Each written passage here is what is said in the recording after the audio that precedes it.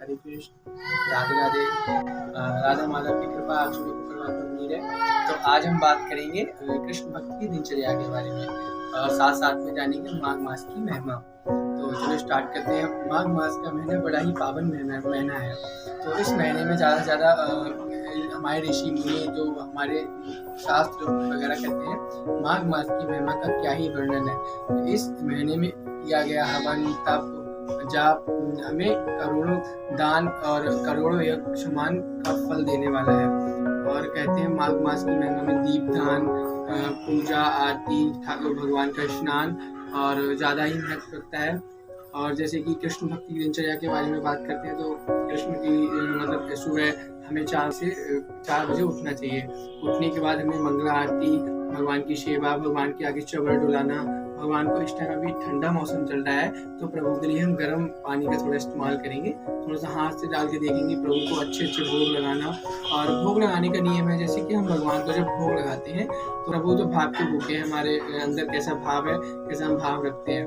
तो जब हम प्रभु को भोग लगाएंगे तो उसमें मेन चीज़ है तुलसी पत्र। प्रभु को हम तुलसी पत्र जरूर बिना कहते हैं, हमारे शास्त्र कहते हैं जिस भोग में तुलसी पत्र नहीं होता है उस भोग को भगवान नजर भी नहीं डालते, मतलब भोग भी नहीं लगाते हैं। तो इसलिए ज्यादातर ध्यान रखें कि भगवान के भोग में तुलसी पत्र होना चाहिए। जब हम भगवान को भोग लगाते हैं तो हमें पहले घंटी को प्रणाम करना चाहिए, क्योंकि गरुड़ जो है हमारे नारायण के साक्षात वाहन है, इसलिए उनको प्रणाम करके पहले हम घंटी उठाएंगे। फिर घंटी उठा के हमें प्रभु की ओर 7 बार ऐसे करके इशारा करना है कि प्रभु इस भोग को पाओ। घंटी हो जाके फिर हमें प्रभु को इशारा करके ऐसे हम हाथ जोड़ के और एक मतलब भगवान का भोग जब हम लगाए तो एक टाइम सेट करना चाहिए, जैसे कि 5 मिनट 10 मिनट अपनी अकॉर्डिंग जितना आपको मतलब लगे तो उस हिसाब से प्रभु को फिर पता जितना हमने मतलब। और जिस थाली में हम भोग लगाएंगे नारायण का तो वो थाली प्रभु की ही होनी चाहिए, स्पेशल प्रभु के लिए।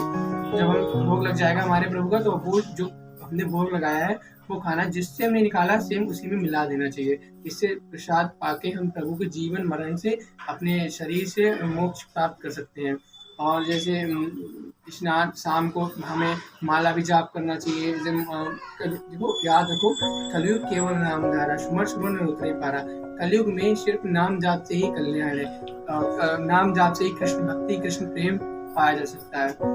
और शाम को हमें दीपदान, आरती, अभी तो माघ मास चल रहा है और माघ मास की महिमा का क्या ही वर्णन करें। ये तो बहुत अनमोल जीवन है जो हमें माघ मास का, इसमें ज़्यादा से ज़्यादा दीपदान, आरती और मंदिर में दीपदान करना चाहिए। और माघ मास का ज़्यादा से ज़्यादा जितने माघ मास में लिखा है जैसे हम जितने दीपदान करते हैं उतनी ही मेरे जीवन में ज्वलता उतनी ही चमक आती है।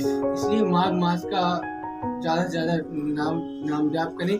स्नान तप, जिन लोगों ने स्नान का मतलब नियम नहीं लिया है वो 5 दिन स्नान कर सकते हैं। अभी आज एकम चल रहा है, अब एकादशी से जो आएगा उस दिन से स्नान का नियम रहता है। जो लोग पूरे महीना किसी कारणवश स्नान नहीं कर पाते हैं तो उनको पूरे पूरा महीना कर सके तो 5 दिन का स्नान करके वो पूरे महीने का फल उठा सकते हैं। इसलिए ज़्यादा से ज़्यादा नाम जाप करो। हरे कृष्ण कृष्ण कृष्ण हरे हरे, हरे राम राम राम। ऐसी ही अच्छी वीडियो के लिए और अच्छी जानकारी के लिए, कृष्ण की भक्ति से जुड़े रहने के लिए हमारे चैनल को सब्सक्राइब करें, share, like and subscribe. Hare Krishna.